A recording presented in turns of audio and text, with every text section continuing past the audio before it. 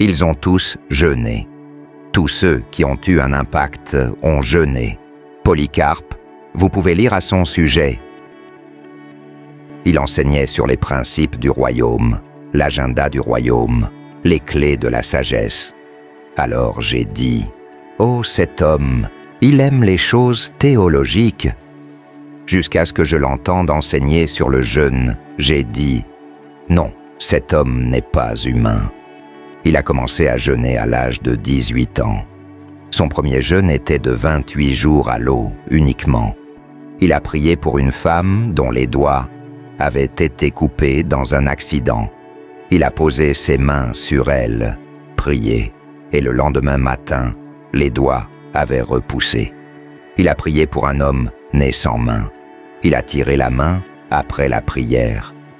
Comment Dieu peut-il utiliser un homme comme ça? Le cancer pour lequel nous luttons, en prière. Cet homme posera ses mains sur toi en 1 minute. Tu te lèves. Il a été rapporté qu'il y avait une personne dont la peau ressemblait à celle d'un reptile. On l'a amené à lui. Il l'a serré dans ses bras et a prié pour lui. Quand il a retiré ses mains, la personne avait une nouvelle peau. Suite à cette rencontre, John G. Lake se renferma dans sa chambre pendant 9 mois. Pendant 9 mois, il ne sortit pas. Il cherchait la face de Dieu. C'était un homme qui vivait le transport spirituel. Il pouvait être ici et en même temps être transporté dans différentes parties du monde, imposer les mains aux malades, puis revenir. Cet homme a été surnaturellement revêtu de puissance par le Saint-Esprit au point qu'il pouvait prier pendant 4 jours sans arrêt. Peux-tu croire ça? Que quelqu'un puisse prier pendant 96 heures sans s'arrêter, c'était un revêtement surnaturel. La première fois que j'ai entendu que cet homme priait pendant 96 heures sans arrêt, j'ai dit « Non, moi aussi je dois prier ». Et j'ai fermé la porte et j'ai commencé à prier. J'ai prié, j'ai prié, j'ai prié. Pour moi, j'avais bien prié. Quand j'ai vérifié l'heure, cela faisait 40 minutes. Tu sais pourquoi? Histoire des hommes que Dieu a suscité autrefois, un homme comme John G. Lake. Il faisait partie des 9 hommes de la rue Azusa. Il était l'un d'eux. Il était avec F. F. Bosworth, William Seymour, M. Fox. Ces hommes-là ont prié jusqu'à faire descendre la gloire en ces jours-là. Et quand la gloire est partie après 7 ans, une nuit, John G. Lake était dans sa chambre. Il n'arrivait pas à dormir, alors il décida de sortir, marcher dans la nuit et de prier en marchant. Alors qu'il sortait de sa maison, il vit une lumière qui s'approchait. Il pensa que c'était un agent de sécurité avec une lampe torche, mais à mesure que la lumière s'approchait, il se rendit compte que ce n'était pas une lumière ordinaire. C'était trop lumineux. Il vit alors un ange de Dieu venir à lui, une Bible ouverte à la main. La Bible était ouverte à Actes des Apôtres, chapitres 1 et 2. L'ange lui dit « La gloire d'Azusa est partie. Mais si tu peux payer le prix qu'ils ont payé dans Actes 1 et 2, même si la gloire est partie, elle reviendra sur tout homme qui paie ce prix. » Et l'ange disparut. Suite à cette rencontre, John G. Lake se renferma dans sa chambre pendant 9 mois. Pendant 9 mois, il ne sortit pas. Il cherchait la face de Dieu. C'était un homme qui vivait le transport spirituel. Il pouvait être ici et en même temps être transporté dans différentes parties du monde, imposer les mains aux malades, puis revenir. C'est aussi cet homme dont on raconte qu'il mit le virus de la peste bubonique, semblable à Ebola, sous un microscope et celui-ci mourut immédiatement. C'est cet homme qui alla dans une colonie de lépreux, imposa les mains à tous les lépreux. Et le département des pièces de rechange du ciel fut ouvert. De nouveaux doigts, orteils, nez furidonnés. Il pria jusqu'à ne plus avoir de force. Alors, il posa ses mains sur un rocher et déclara « Je libère cette grâce sur ce rocher. Tout lépreux qui s'assiera là sera guéri. Chaque lépreux qui s'asseyait sur ce rocher recevait de nouveaux membres. Il y a des grâces que tu ne contacteras pas par imposition des mains. Non, monsieur, tu dois aller mourir à toi-même, te renfermer, prier et prier, pleurer et prier. » John G. Lake, lorsqu'il quitta l'Afrique du Sud, ouvrit 625 églises dans 5 ans. « Monsieur, essaye d'en ouvrir une seule, tu te connaîtras toi-même. » Ensuite, il se relocalisa à Spokane, Washington, aux États-Unis. En une seule année, 100 000 guérisons certifiées eurent lieu, à tel point que le président des États-Unis déclara la ville de Spokane comme la plus saine de toute l'Amérique, à cause d'un seul homme qui était sorti de la chambre secrète. 9 mois avec Dieu, et il devint porteur d'une grâce incroyable. Je termine avec Tommy Hicks. Tommy Hicks était présent à l'époque des Allen, Jack Coe, William Branham, Oral Roberts, Catherine Kuhlman, Amy Semple McPherson. Il les connaissait tous. Il était dans le même institut biblique que plusieurs d'entre eux. Eux opéraient avec une puissance brute. Mais lui, c'était un homme ordinaire. Il a dit un jour « Je ne peux pas rester comme ça ». Quelqu'un crie « Je ne peux pas rester comme ça ». Tommy Hicks alla s'enfermer 40 jours et 40 nuits sans nourriture, seulement de l'eau, en criant à Dieu « Où es-tu, Seigneur ? Où es-tu, Seigneur ?» Il termina les 40 jours, mais le ciel était silencieux. Il ressortit, amaigri, comme un squelette, reprit des forces et dit « Je n'accepterai pas la défaite. Soit tu me montres ta gloire, soit tu me tues. » Il repartit pour un deuxième jeûne de 40 jours. Même cri, même silence. Il ressortit, reprit des forces et dit « Père, j'y retourne encore. Je continuerai ces 40 jours jusqu'à ce que tu viennes. » Au troisième jeûne de 40 jours, un ange apparut dans sa chambre et lui dit « Je suis envoyé du ciel. Ta prière est parvenue devant le trône de Dieu. Mon nom est pluie de guérison. Je suis attaché à ta vie. Je te suivrai chaque jour jusqu'à ton départ de cette terre. Ton premier mandat, va en Argentine. » L'ange continua « Va en Argentine et cherche un homme appelé Juan Perón. Dis-lui que Dieu veut qu'il sponsorise la radio, la télévision, les journaux et le stade pour 2 semaines de croisade. Dieu enverra la pluie de guérison et quiconque entrera dans ce stade avec une maladie sera guéri. Ensuite, Dieu guérira l'agriculture, puis l'économie. Puis l'ange disparut. Tommy Hicks prit un vol et atterrit en Argentine. Dès l'aéroport, il demandait aux gens où trouver Juan Perón. Il ne savait pas que c'était le président du pays, un dictateur anti-américain et anti-évangile qui avait fermé toutes les églises. Il logea à l'hôtel, puis se rendit à la Maison Rose, l'équivalent argentin de la Maison Blanche. À l'entrée, un officier de sécurité lui pointa son arme. « N'avance pas, ou je te tire dessus. Que veux-tu » Tommy répondit « Je suis envoyé par Dieu avec une pluie de guérison pour guérir les malades, l'économie, la nation. » Le garde lui dit « Si ce message vient de Dieu, qu'il commence par moi. J'ai du diabète, de l'hypertension, je prends des médicaments, que ton Dieu me guérisse. » Tommy lui demanda de lever les mains. Il pria « Puissance de Dieu !» Le garde tomba sous la puissance. Quand il se releva, toutes ses maladies avaient disparu. Il dit « Je suis très proche du président. Reviens demain à la même heure, je te garantis une audience. » Le lendemain, Tommy Hicks fut reçu par Juan Perón qui lui dit « Regarde bien mon visage. Tu ne le verras dans aucun journal ni télévision. J'ai un cancer de la peau, mon visage est déformé. Si ton Dieu guérit, qu'il commence par moi. » Et Dieu le guérit. Perón dit « Tout ce que tu as demandé est accordé. Je te donne le stade d'Atlanta gratuitement pour 2 semaines. Il contient 25 000 places. Mon gouvernement y sera chaque soir. » Lorsque la croisade commença, en 1 semaine, le stade ne pouvait plus contenir la foule. La foule dehors était 4 fois plus nombreuse que celle à l'intérieur. La pluie de guérison était tellement forte que les autorités ont dû annoncer « Si vous ne pouvez pas entrer, touchez seulement les murs du stade et vous serez guéris. » Le pouvoir de Dieu était si puissant que le gouvernement a dû envoyer des camions pour transporter les fauteuils roulants, les béquilles et autres objets abandonnés par les malades guéris. La gloire de Dieu était telle que tout le pays cherchait Tommy Hicks. Ils ont trouvé son hôtel et toute l'Argentine voulait le voir. Plus de 4000 personnes dormaient à l'extérieur de l'hôtel à cause d'un homme qui porte la puissance. Avant que Tommy Hicks puisse s'échapper de sa chambre d'hôtel pour aller au stade, il doit trouver un moyen. Il met une jupe et un chemisier, met des seins artificiels, porte une perruque, prend un sac à main, lève son foulard et commence à avancer. Car, quand la puissance arrive, mon frère, tu ne peux plus vivre une vie ordinaire. Quand la puissance vient, même dans ta maison, ils défonceront tes portails. Quand la puissance vient, ta vie n'est plus une vie ordinaire. Le président de l'Argentine a appelé Tommy Hicks parce que les 2 semaines étaient déterminées et qu'il devait retourner en Amérique. Il lui a dit « Monsieur, nous ne vous laissons pas repartir.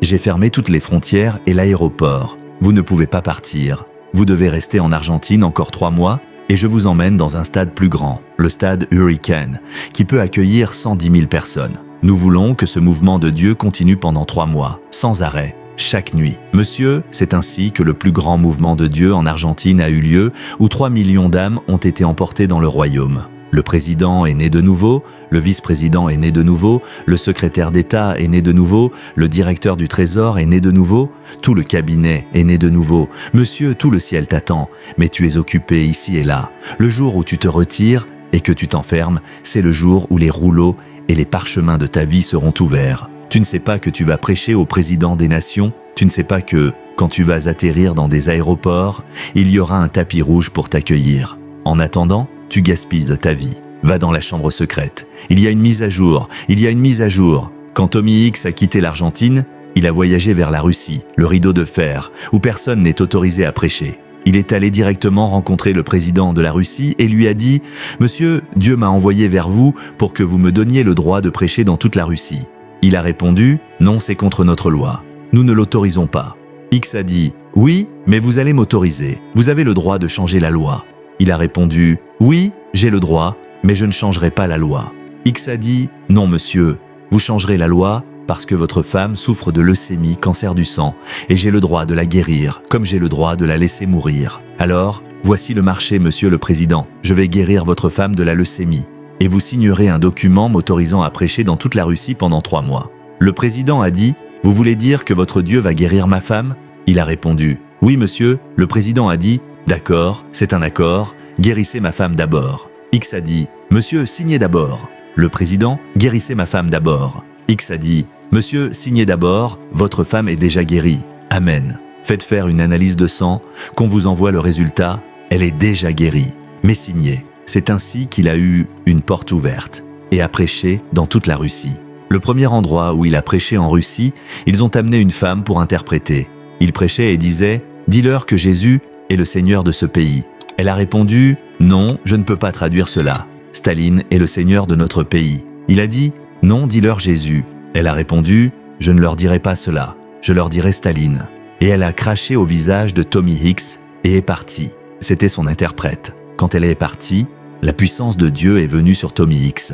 Ce que je vous ai dit le matin, il a commencé à parler en russe par le Saint-Esprit, sans interprète. Il a prêché pendant 1 heure en russe par le Saint-Esprit et tout le peuple pleurait. Quand il a fini de prêcher, pendant les 5 heures suivantes, il n'a pas pu les arrêter de pleurer. Puis la puissance de Dieu a saisi Tommy Hicks, l'a enlevé de cet endroit et l'a transporté en esprit dans une autre ville pour aller prêcher. Un homme qui est allé 40 jours, jusqu'à ce qu'un ange descende et dise « Je suis attaché et assigné à ta vie jusqu'à ce que tu quittes cette terre. Je ne sais pas qui tu es, mais je suis venu te dire qu'il y a un ange qui t'attend dans la chambre secrète. Je ne sais pas qui tu es, mais je suis venu te dire qu'il y a un rendez-vous qui t'attend du ciel. Je ne sais pas qui tu es, mais je suis venu te dire que tout ce pourquoi tu luttes dans la vie se trouve là, dans la chambre secrète. Dans la chambre secrète. Oh mon Dieu, quand tu vas à la cuisine, tu sens la cuisine.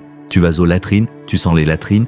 Tu vas dans la chambre secrète, tu sens Dieu, la chambre secrète. Je ne sais pas ce que tu vas faire quand cette conférence sera terminée. Si tu vas simplement dire « Ah, c'était merveilleux. Oh, c'était génial. Oh, c'était ceci. Oh, c'était cela. » Non, monsieur, ce n'est pas suffisant de raconter l'histoire. Quand tu quittes cet endroit, il y a un ange qui t'attend, il y a un mandat qui t'attend, il y a une huile, une bouteille d'huile qui t'attend.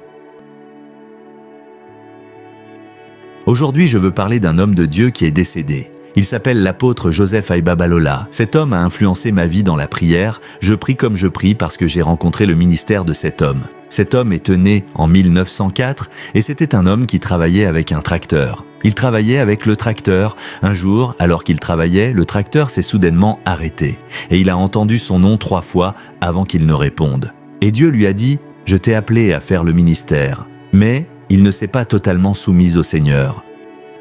Le Seigneur lui est apparu de nouveau. Cette fois, c'est Jésus qui lui est apparu et lui a dit « Je t'ai appelé à faire le ministère. » Et il a répondu. Mais le Seigneur lui a donné 2 choses. L'une d'elles, c'était une bouteille, et le Seigneur lui a dit « Utilise toujours de l'eau. » Et le Seigneur lui a donné une cloche et a dit « Sonne toujours cette cloche. » Son ministère était donc caractérisé par 3 choses. Une Bible, une bouteille d'eau et une cloche. Partout où il allait, il tenait une cloche, il sonnait la cloche, et cela explique pourquoi son ministère utilisait de l'eau. Cela nous enseigne quelque chose, ne fais jamais ce qu'un autre ministre fait, à moins que cela ne t'ait été révélé. Ne copie pas les gens, car quand un homme utilise de l'eau, utilise tout cela, il peut être conduit par l'esprit. Et cela te dit aussi, ne critique pas les gens. Tu ne sais pas où ils ont rencontré Dieu. Ne dis pas que les gens ont tort parce qu'ils ne font pas ce que tu fais, tu n'es pas Dieu. Dieu ne vient pas de ton village. Dieu n'est pas ton oncle, Dieu n'est pas ton oncle. Alors ne dis pas que parce que les gens ne font pas ce que tu fais, tu sais, j'ai fait cette erreur. Je n'ai pas honte de te dire quand je fais des erreurs. Combien de temps vais-je vivre dans ce monde? Combien de temps allons-nous être ici? 100 ans. Alors si tu fais des erreurs, nous devons dire aux gens que nous faisons des erreurs. J'avais l'habitude d'être très critique envers les choses que je ne comprenais pas. J'étais critique quand les gens utilisaient certaines choses. Je disais « Ah, pourquoi tu utilises ça? Ce n'est pas de Dieu. » Je le répète, Dieu ne vient pas de ton village. Alors ne pense pas que les gens doivent de faire ce que tu comprends. Les gens ne doivent pas. Les gens avancent selon ce qu'ils sont conduits. Alors Dieu a donné à cet homme ce mandat. Maintenant, écoute, laisse-moi te dire quelque chose sur cet homme. Cet homme a été surnaturellement revêtu de puissance par le Saint-Esprit au point qu'il pouvait prier pendant 4 jours sans arrêt. Peux-tu croire ça? Que quelqu'un puisse prier pendant 96 heures sans s'arrêter, c'était un revêtement surnaturel. La première fois que j'ai entendu que cet homme priait pendant 96 heures sans arrêt, j'ai dit « Non, moi aussi je dois prier ». Et j'ai fermé la porte et j'ai commencé à prier. J'ai prié, j'ai prié, j'ai prié. Pour moi, j'avais bien prié. Quand j'ai vérifié l'heure, cela faisait 40 minutes. Tu sais pourquoi? Quand tu es dans la compétition, le Saint-Esprit te laisse. Quand tu commences à faire les choses pour toi seulement, je vais être honnête avec toi. J'ai regardé l'heure. Pour moi, j'avais bien prié. Je transpirais. C'était 40 minutes. Quoi? Donc, cet homme était un homme de prière. C'était un homme qui était toujours sur la montagne. Laisse-moi te raconter une histoire. Cet homme, parfois, n'était pas à la maison quand les gens venaient. Tu sais, il n'était pas là.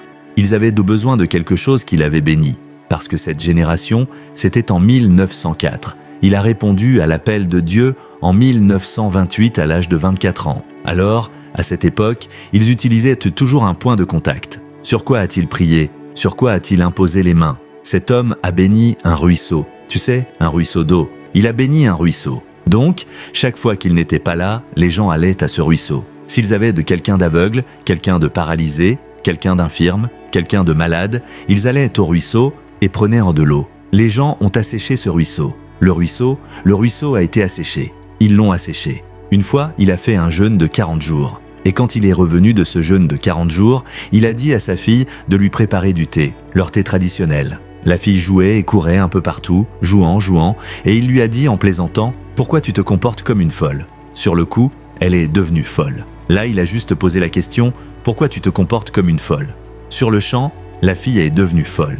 Il a dû retourner à la montagne pour dire « Seigneur, s'il te plaît, enlève la folie. » Voilà à quel point Dieu l'honorait, que même ses plaisanteries ou suppositions devenaient des prières exaucées. Une fois, il priait sur la montagne. Alors qu'il priait sur la montagne, il priait et priait et priait. Un python a grimpé la montagne. Et le python s'est enroulé autour de lui. Il s'est accroupi et est resté dans cette position, priant ainsi, et le python l'a recouvert. Un énorme python l'a recouvert et il a continué à prier et prier. Quand il a ouvert les yeux, il a remarqué que quelque chose le couvrait. Il s'est secoué et la chose est tombée. C'était le python qui est tombé, il s'est desséché comme un bâton. Un python desséché. Tu dois prier. Écoute-moi. La plupart du temps, beaucoup d'entre nous ont cette mentalité « Oh, tu n'as pas besoin de prier. Si tu veux faire le ministère ou une chose sérieuse, tu dois prier. Tu dois te consacrer à la prière. Tu n'as pas vu de démons. Ceux d'entre nous qui vivent en Amérique et en Europe, remerciez Dieu pour vous. Mais comme je le dis en plaisantant aux gens, je dis « Les démons en Amérique et en Europe, ils sont instruits en informatique. Ils sont très compréhensifs. Ils sont très compréhensifs, très raisonnables. Ils ne t'empêchent pas d'avoir des enfants. Ils accrochent juste les enfants à la drogue et à la pornographie. Mais les démons en Afrique, ils sont très anciens et très expérimentés. Ceux d'Amérique et d'Europe, c'est ceux dont la Bible dit « Le serpent était le plus rusé de tous les animaux des champs que l'Éternel avait fait. » Mais les démons d'Afrique, la Bible dit « Et le dragon, tu as besoin de quelque chose de plus grand que ce monde pour vaincre le Dieu de ce monde. Tu dois comprendre cette instrumentalité qu'est la prière. » Cet homme a été arrêté, il a été persécuté. L'une des choses à propos de la prière, c'est que le diable déteste un ministre qui prie. Si tu es dans le surnaturel, si tu es prophétique et que tu es un homme de prière, attends-toi à une attaque démoniaque. Laisse-moi te raconter une histoire. Un jour, cet homme de Dieu était en répétition avec ses choristes, ses chanteurs. Ils ont prié, prié, prié, puis ils ont commencé à adorer Dieu. Pendant qu'ils adorèrent Dieu, l'homme a commencé à s'élever du sol, ce qu'on appelle une expérience de préenlèvement. Il a commencé à quitter le sol. Ils l'ont vu monter, et le batteur a crié « Baba s'en va, Baba s'en va ». Alors ils ont sauté, ont attrapé ses jambes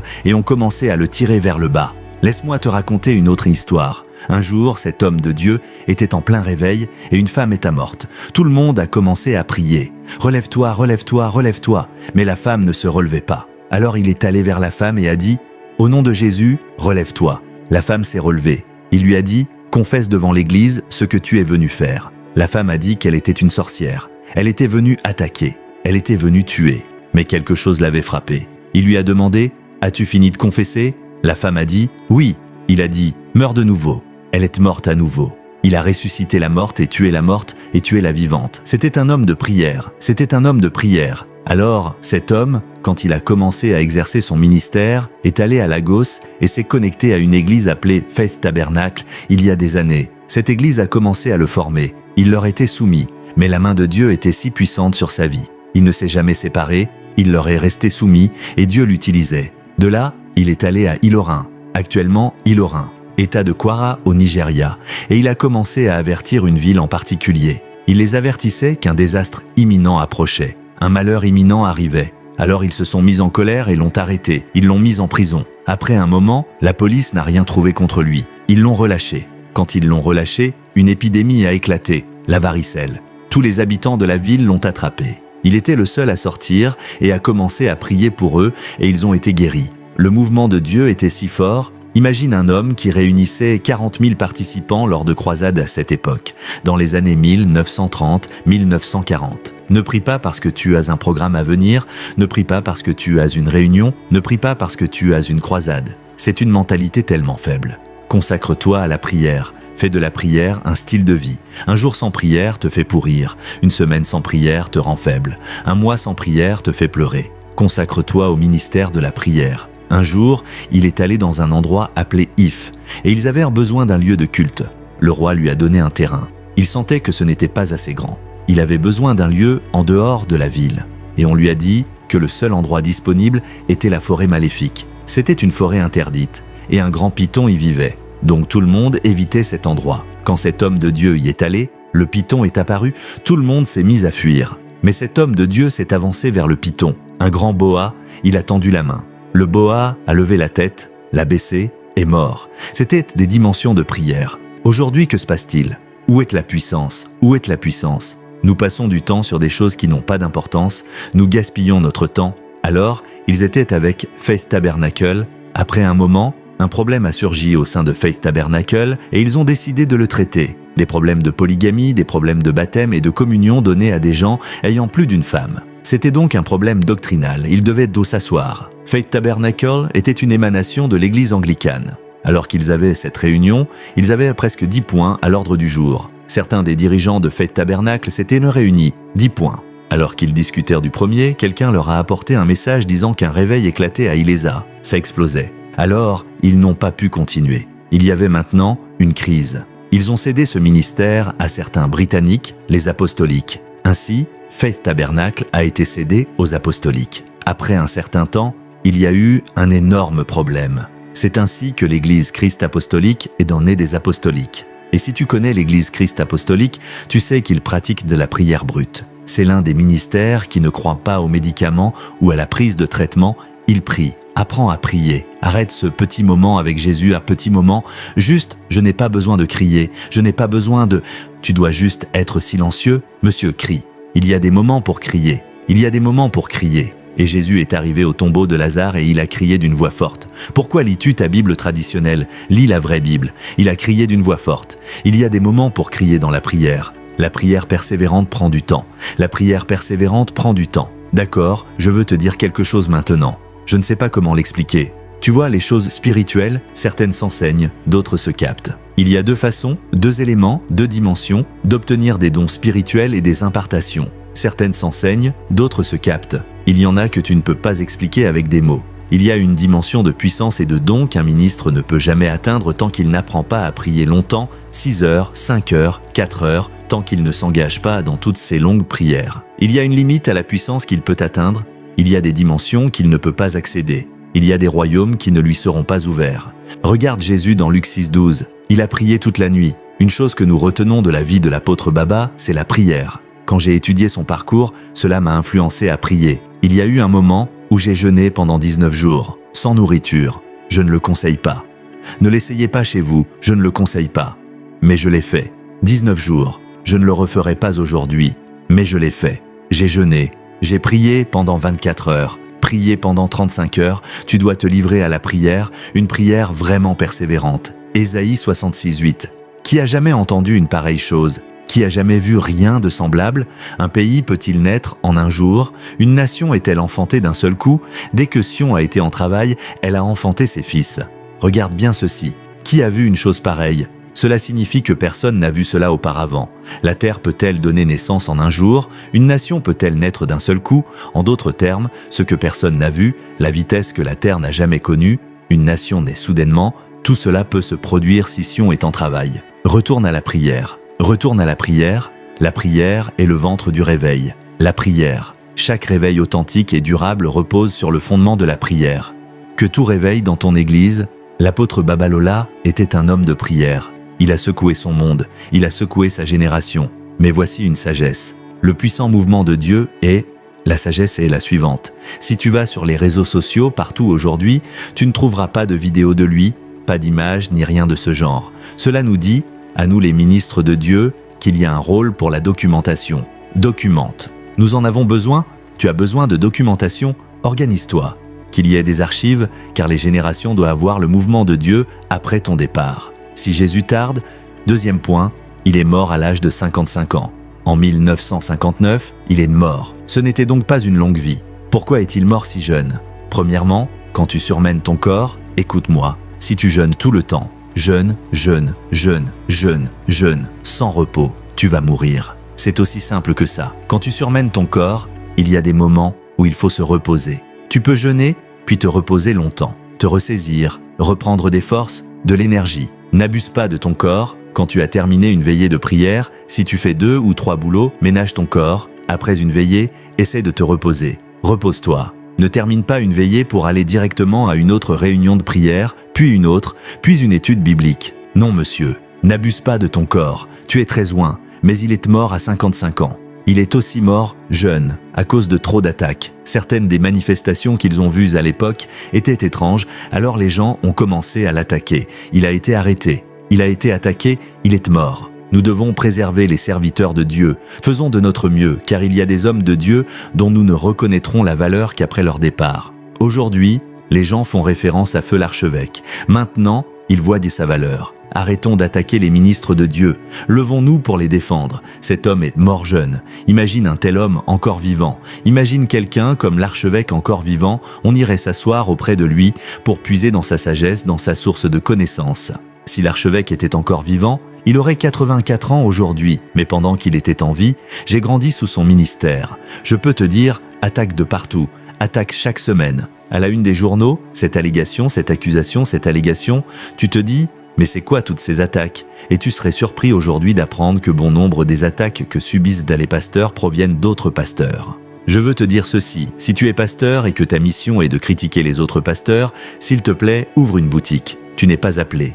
Va ouvrir une boutique et commence à vendre des vêtements. Tu n'es pas appelé à être pasteur. Si ta mission, ton appel, c'est d'attaquer les pasteurs, tu entends des gens dire « Le Seigneur m'a appelé pour ouvrir les yeux des gens. Dieu m'a envoyé pour ouvrir les yeux des gens. » Tous ces faux prophètes qui trompent. Dieu m'a envoyé pour ouvrir les yeux. Tu es aveugle.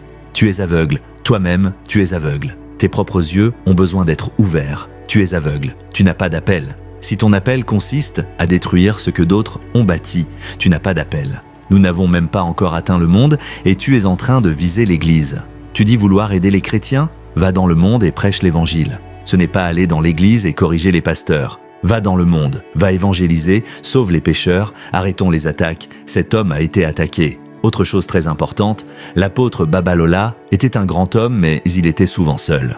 Parfois, il faut comprendre l'onction. Peu importe combien on t'a trahi, peu importe combien on t'a poignardé dans le dos, tu dois avoir des compétences relationnelles. Relie-toi. Et 1 ou 2 personnes avec qui tu es en relation. L'homme est un être relationnel. L'homme a été créé pour se relier. Et des gens, même 1 ou 2 personnes, entretiennent des relations. Et des gens avec qui tu pries. Et des gens qui peuvent te parler dans ta vie. C'est très important. Il est parti être avec le Seigneur. Nous ne devons pas perdre les nôtres. Tous les ministres qui meurent n'ont pas été rappelés à la maison. Certains ont été envoyés se reposer à cause de trop d'attaques. Ne perdons pas les ministres, protégeons-les. Prions pour eux. Les ministres qui ont été une bénédiction pour ta vie, soutiens-les. Je prie pour toi, afin que l'onction de prière, l'onction d'intercession tombe sur toi et qu'ensemble, nous allions vers la victoire pour le royaume. Que Dieu te bénisse. Ils ont tous jeûné.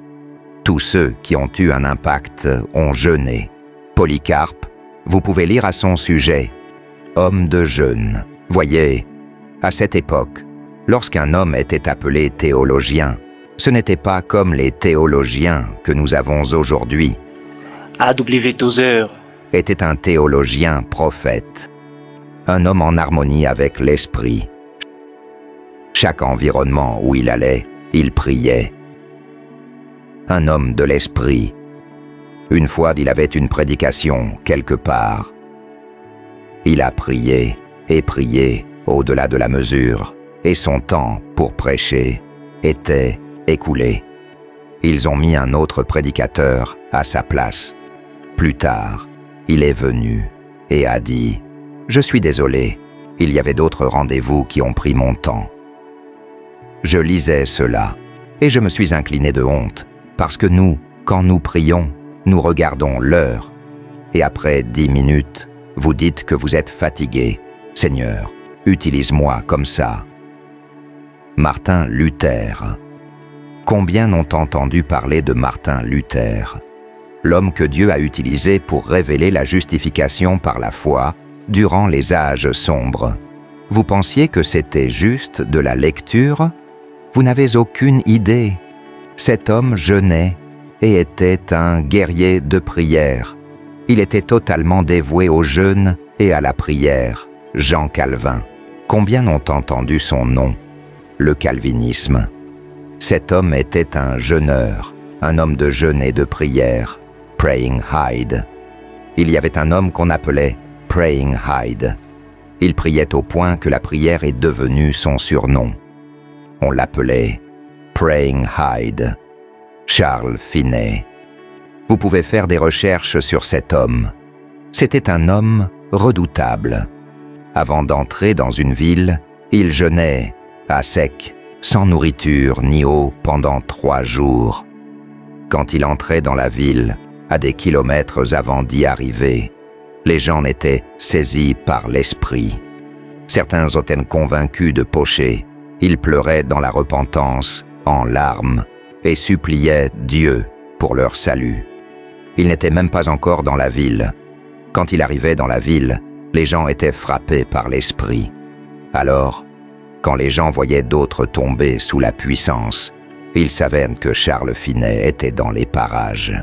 Il est entré dans une ville, dans cette ville, dans toutes les écoles. Pendant que les enseignants enseignaient, les enfants ont commencé à pleurer et à dire « Je veux Jésus, je veux Jésus, je veux me repentir de mes péchés, je veux Jésus. » L'enseignant s'est dit « Que se passe-t-il avec les enfants ?» Il est allé le rapporter à un autre enseignant. Cet autre enseignant venait avec le même rapport. Ils sont allés voir d'autres enseignants, qui venaient aussi avec le même rapport. Tous les enfants pleuraient. Une assemblée a été convoquée. Charles Finney est venu et les a tous conduits à Christ. Il est allé dans un entrepôt de 3000 ouvriers. Lorsqu'il est arrivé, il s'est tenu debout. Une femme l'a regardé et l'a insulté. Il ne l'a pas insulté en retour. Il l'a regardé en face et s'est mis à pleurer. Quand il a commencé à pleurer, soudainement, l'esprit de conviction est tombé sur la femme. Elle a commencé à s'excuser, à supplier pour recevoir le salut. Avant qu'il ne s'en rende compte, la chose s'était propagée. Les 3000 personnes suppliaient Dieu pour recevoir le salut. Et devinez quoi?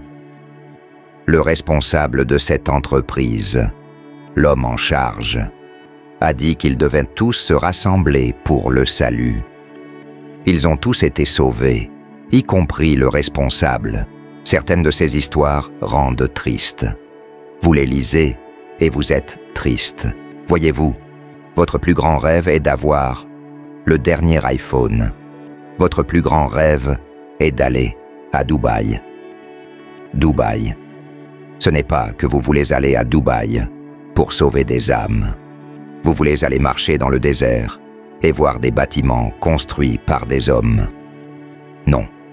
Je pense que cette église, l'église, plaisante.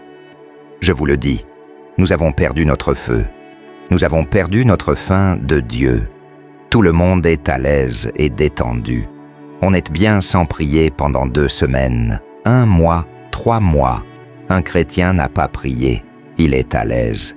Il n'y a plus de conviction. Rien ne vous dérange. Rien ne vous fait pleurer. Oh mon Dieu! John Wesley. John Wesley jeûnait tous les mercredis et vendredis.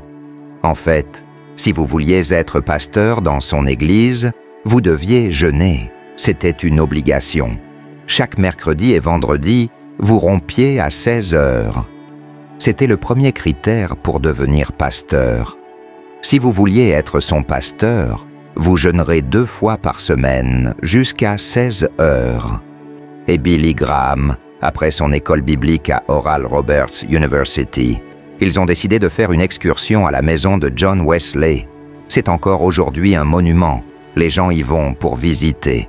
Et quand ils sont allés, ils ont vu son lit. Son lit est encore là. Et sur la moquette, quand ils ont regardé, il y avait 2 trous. C'était son lieu de prière. Il s'agenouillait continuellement jusqu'à percer la moquette. Quand ils sont retournés de l'excursion et qu'ils étaient dans le bus, ils vérifiaient la liste pour voir si tout le monde était là. Ils se sont rendus compte qu'une personne manquait. Celui qui était responsable est retourné à l'intérieur pour vérifier. Il a vu les jambes de Billy Graham dans les 2 trous. Il priait, il pleurait, sanglotait et disait « Seigneur, refais-le, refais-le, refais-le ». Il s'est agenouillé et a dit « Seigneur, refais-le ». Pouvez-vous dire la même chose? En fait, certains d'entre vous sont pressés qu'on termine le culte pour rentrer dormir. C'est ça le problème de l'Église. Nous aimons dormir, nous aimons manger. En fait, pendant qu'on prend le petit déjeuner, on pense déjà au déjeuner. Je vous le dis, cela arrive à chaque chrétien ici.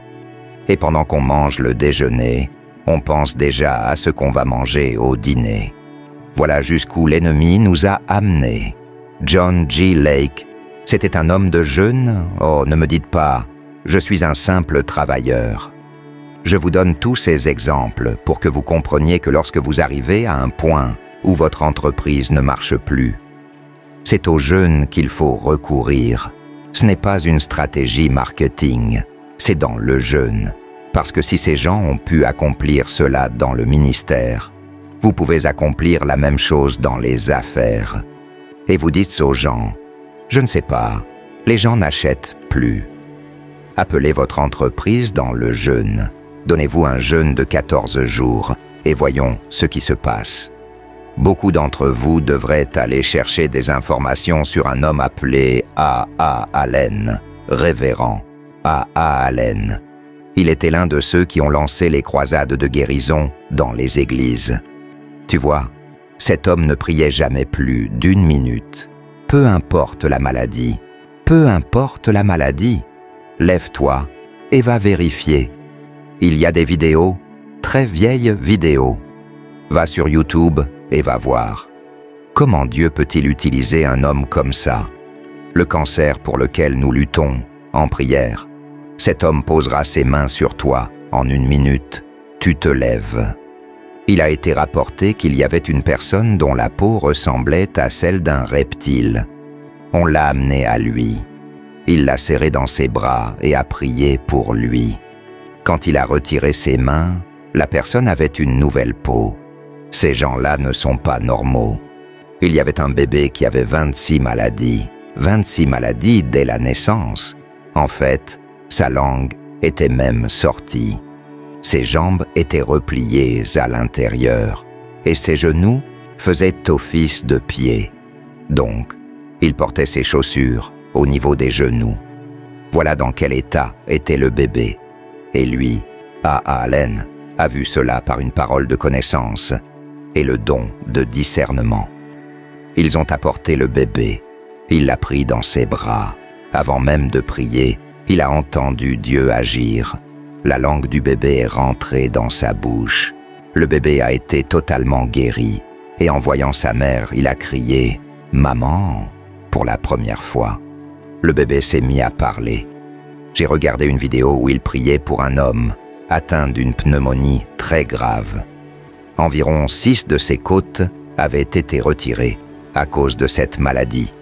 Il a prié pour lui. Instantanément, toutes les côtes sont revenues. Le docteur Miles Monroe a dit qu'à Allen, jeûner 40 jours, 5 fois par an. Maintenant, attention, je ne dis pas ça pour que tu commences à jeûner 40 jours. Tu vas mourir avant ton temps. Oui, monsieur. Je partage juste cela pour qu'on réalise. Tu vois, ça commence quelque part. Tu commences quelque part.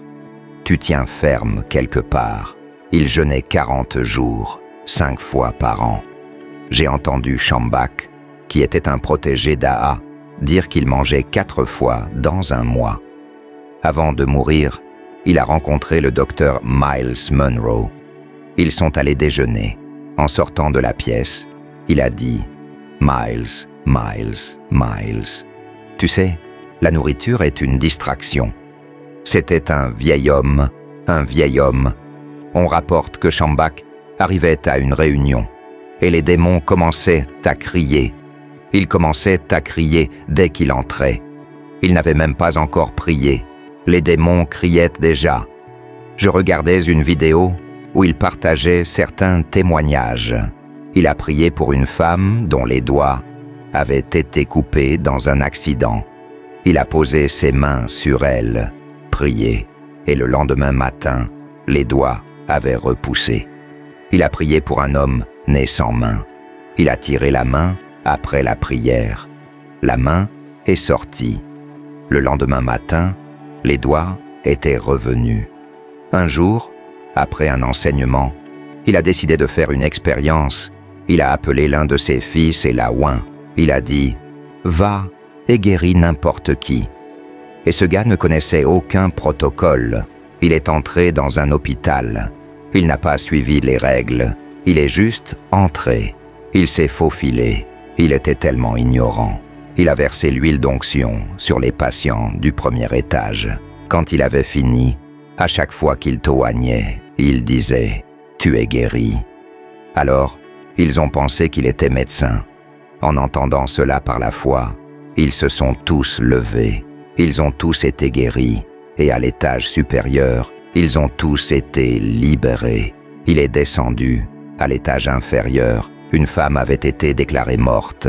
Il s'est caché sous un rideau, les observant. Quand les médecins sont partis et l'ont couverte, il est allé oindre le corps. Il a dit « Je commande à ton esprit, reviens à la vie maintenant, au nom de Jésus ». Alors la femme a éternué 7 fois et elle s'est levée, sans savoir qu'un vieux monsieur, dont la jambe pendait, l'observait. Il a dit « Jeune homme, viens, apporte-moi cette huile. » Et devine quoi? Il a commencé à prier pour toutes les personnes. Elles ont toutes été guéries et il a été arrêté. Quand ils ont compris ce qu'il faisait, ils l'ont mis en prison et ils ont dit à R.W. Schambach de venir payer la caution. Et le Saint-Esprit a dit « Non, laisse-le là ». Et ce gars, après 5 jours de prison, est sorti en se réjouissant. Pourquoi? Parce qu'un magistrat l'a convoqué au tribunal. Et le magistrat a dit « Quel est votre délit ?» Il a répondu « Oh, il priait ». Ce n'était donc pas une infraction grave. Le magistrat était furieux qu'il ait été arrêté et mis en prison. Alors il a dit « Ne t'inquiète pas, ce n'est rien. À présent, celui qui m'a arrêté est même né de nouveau. Tu sais pourquoi? Pendant les 5 jours en prison, il a oint celui qui l'avait emprisonné, oint tous les prisonniers. Ils ont tous été guéris et sont tous nés de nouveau. Dès qu'ils sont tous nés de nouveau, il a été libéré. Il a donc dit que c'est Jésus qui l'avait arrêté. Le docteur Miles Monroe a dit à propos de Kathryn Kuhlman qu'il avait passé ses derniers jours avec elle. Et la femme disait « Miles, c'est tout jeûne et prière. Si tu voyais Kathryn Kuhlman, elle était si mince. Elle a sacrifié sa graisse pour le ministère. » Et il a été dit de Kathryn Kuhlman, à l'époque, l'auditorium où elle tenait ses services avait un restaurant en dessous. Donc, il y avait des chefs qui cuisinaient. Elle devait passer par la pièce des cuisines pour entrer dans l'auditorium. Quand elle entrait dans cette pièce, tout le monde tombait sous l'action du Saint-Esprit, ceux qui cuisinaient, avant même qu'elle n'entre dans l'auditorium. Elle ne priait pas pour les malades. Pendant qu'elle prêchait, les gens se levaient des fauteuils. Les cancers mouraient, juste comme ça. Des miracles se produisaient sans cesse. Un jour, elle enseignait, pleine du Saint-Esprit. Elle marchait sans s'en rendre compte. Elle était suspendue en l'air. Elle avait dépassé la chair sans s'en apercevoir. Et elle enseignait toujours. Alors qu'elle parlait, elle était en suspension. C'était une femme de Dieu dangereuse. Tu sais, là je parle des Américains. Maintenant, parlons du Nigeria, un Africain. Il s'appelle l'apôtre Joseph Babalola. S'il te plaît, va vérifier l'apôtre Joseph Babalola. Cet homme jeûnait 40 jours et 40 nuits, 3 fois par an. Tu ne peux pas imaginer ce que Dieu a fait. Tu vois, je dis cela pour que tu réalises que pour marcher dans l'onction, il y a un prix. Il y a un prix. Cet homme jeûnait et priait. Tu peux penser, Seigneur, mon travail est une distraction. Non, ce n'est pas une distraction. Tu peux toujours prier au bureau. Quand tu rentres chez toi, ces 3 heures que tu passes devant la télé, tu peux les sacrifier pour la prière. Je te le dis. Je te le dis. Cet homme était puissamment utilisé par Dieu. Il était trop enviable. Un jour, il est allé dans la brousse pour prier, à genoux, et il a senti un animal s'approcher de lui. Alors il a ouvert les yeux. C'était un très gros python. Il a eu peur. Et le Saint-Esprit a dit « Continue ce que tu fais ». L'animal était sur lui, et il a continué à prier. Quand il a fini de prier, il a ouvert les yeux. Le serpent s'était desséché. Le serpent avait séché sur sa peau. Une fois, après avoir prié, il avait soif et a tenu un rocher en main, ordonnant que l'eau en sorte, et l'eau est sortie du rocher. C'est encore visible aujourd'hui. Tu peux aller voir. Il a fait ce que Moïse a fait. C'est le seul être humain depuis Moïse à avoir fait jaillir de l'eau d'un rocher. Tu vois, il y a un niveau que le jeûne et la prière peuvent t'amener à atteindre. Je vous le dis. Je dis cela aux chantres. Je dis cela aux huissiers. Je dis cela aux banquiers. Je dis cela aux personnes qui viennent de lancer leur entreprise. Écoutez-moi, il y a un prix à payer pour vous amener à un certain niveau dans l'esprit. Je vous le dis, cet homme était en prière et Jésus lui est apparu. Jésus lui a donné un tube de quelque chose. Il l'a cassé en 2 et lui en a donné la moitié. Il a fini de manger et a demandé à Jésus l'autre moitié. Jésus lui a dit « Non, le reste de la moitié est pour le monde entier. » Un homme a mangé la moitié. Voilà à quel point il était proche de Jésus. C'était un homme de louange et adoration. Il avait été rapporté que pendant la louange et l'adoration, il adorait et louait. Vous savez, certains d'entre vous disent « Levez les mains, vos mains restent en bas ». On dit « Applaudissez ». Vous n'applaudissez pas. Oh, vous voulez que Dieu vous utilise? On plaisante alors. Cet homme était un homme de louange. Pendant le jeûne et la prière, il louait Dieu. En pleine louange, l'homme lévitait dans l'esprit comme s'il allait au ciel, et alors les membres de l'Église le ramenaient à terre à chaque louange. Ils avaient peur. Un jour, voyez, il a prié et guéri tellement de malades qu'il était fatigué. Et il y avait encore plus de malades. Il est allé poser les mains sur une rivière et a béni la rivière. Quiconque buvait de cette rivière était guéri. Tout le monde était guéri. En fait, en moins de 3 mois, la rivière s'est asséchée. La rivière s'est asséchée. Quel homme! Ils allaient à un programme un jour et la voiture est tombée en panne.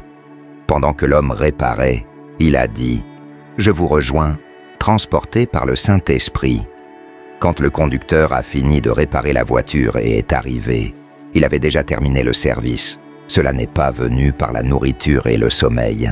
Ce n'est pas venu en regardant le journal de Jennifer. Ce n'est pas venu en regardant Black Panther. Ce n'est pas venu en regardant la Ligue des champions UEFA. Vous connaissez tous les matchs, même les joueurs en prêt, vous les connaissez. Les remplaçants, vous connaissez leur nom complet. Oh, j'ai lu à propos de l'évêque Benson, Idahosa. Pour lui, vous en savez beaucoup. J'ai lu quelque chose d'extraordinaire. C'était un homme dangereux dans le jeûne, je vous le dis, un homme dangereux dans le jeûne. Une fois, il est allé dans un endroit. Quelqu'un était tombé d'un immeuble de 7 étages. Il a atterri, sa tête s'est fendue en deux. Ils l'ont emmené vers lui. Il est arrivé et a dit « Couvrez-le avec un drap » et a posé les mains sur sa tête et a recollé la tête. Quand il a fini de prier, la tête dispersée s'est reformée et le gars était vivant. Des voleurs armés sont venus chez lui pour l'attaquer parce qu'il y avait des missionnaires venus de l'étranger. Quand ils sont arrivés et les ont vus, il a dit « Attendez, je reviens, je vais chercher mon arme. » Eux avaient des fusils. Son arme était la Bible. Il a pris la Bible et a dit « Maintenant, au nom de Jésus. » Ils ont tous disparu. Voyez-vous ce que le jeûne vous apporte? Le jeûne vous donne de l'audace. Franchement, chaque fois que vous jeûnez, je parle à ceux qui sont sensibles, chaque fois que vous jeûnez, vous avez l'impression que vous pouvez tout faire. Vous avez l'impression que vous pouvez prier pour les malades. C'est comme si vous étiez dans un certain... Vous avez une certaine audace. Quand vous le faites continuellement, avec le temps, vous serez capable d'affronter des défis que les gens trouvent difficiles. Vous les surmontez avec facilité. Un homme est venu à l'une de ces réunions. Le visage de l'homme avait été brûlé par le feu. Et quand il est venu vers lui, il a tenu la tête de l'homme et l'a tournée vers le ciel. Il a dit « Dieu, cet homme est créé à ton image. Si c'est ainsi que ton image doit être, laisse-le comme ça. » Quand il a ramené sa tête, son visage était comme celui d'un bébé tout neuf. Beaucoup d'entre vous voient le Dr Yonggi Cho aujourd'hui et vous pensez « Oh, cet homme est un grand homme. » Vous n'avez aucune idée. Il avait 17 ans quand il est allé à l'école biblique et il a rencontré une femme appelée Sœur Che. Pour beaucoup d'entre vous qui ne le savent pas, j'ai entendu cela d'une femme appelée Ruth Heffley. Elle était très proche d'eux. Sœur Che était la colonne vertébrale du Dr Yonggi. C'est elle qui l'a formé. Cette femme a commencé par ne manger qu'une fois par jour, donc elle jeûnait toute la journée. Elle ne mangeait qu'une fois.